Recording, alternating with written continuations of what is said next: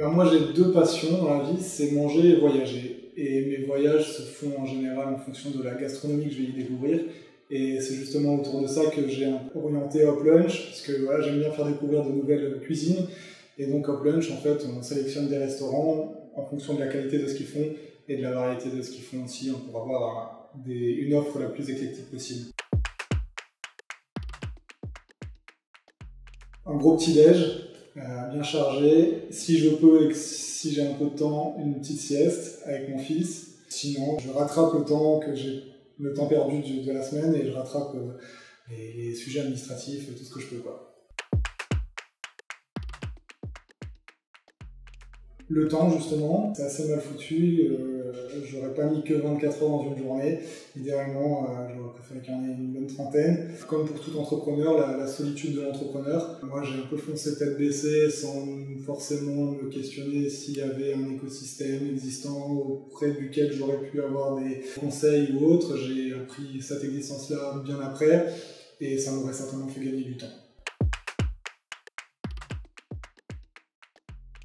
Toujours, et effectivement je pense que j'ai aussi choisi mes études en fonction de ça, parce que je me suis dit que pour créer une entreprise, il fallait être un bon gestionnaire, et donc j'ai choisi de me spécialiser durant mes études j'ai fait des études dans la finance, puis j'ai fait un peu d'expérience, et puis après je me suis lancé dans un domaine qui me plaisait, donc encore une fois, c'est la food.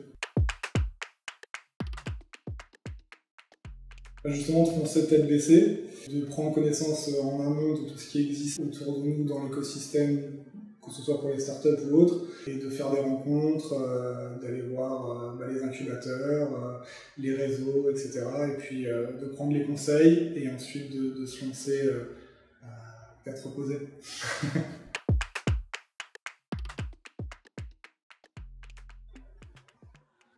C'est une vraie question. Non, ça se voit, donc je me suis concentré sur la food. Je mange, mais je n'en passe pas. Je goûte tout ce qui se fait.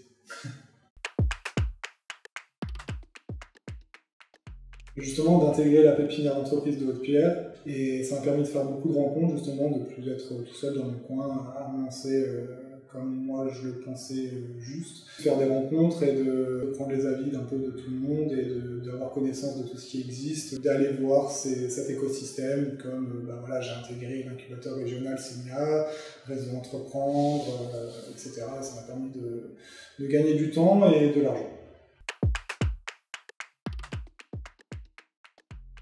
Dans l'équipe, on a justement un petit rituel. Dès qu'il y a un record, on le célèbre, on le note sur un mur. Et effectivement, derrière, en général, on le célèbre autour d'un petit apéro quand la réglementation le permet.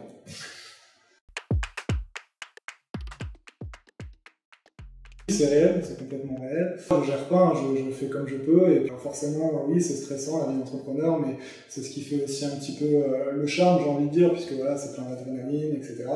Il y a des hauts, il y a des bas. Voilà, faut le savoir et faut l'accepter, quoi. Je ne vais pas vous le dire. Sinon, en ce moment, il y a un réel engouement autour de la livraison de courses. Il y a une dizaine d'entreprises qui se sont créées sur Paris autour de ça. Ils ont levé des centaines de millions d'euros déjà, donc peut-être déjà bouché. Il y a le phénomène de Dark Kitchen. Est-ce que c'est bien ou pas? Enfin, toujours est-il que voilà, ça a été accentué par le Covid.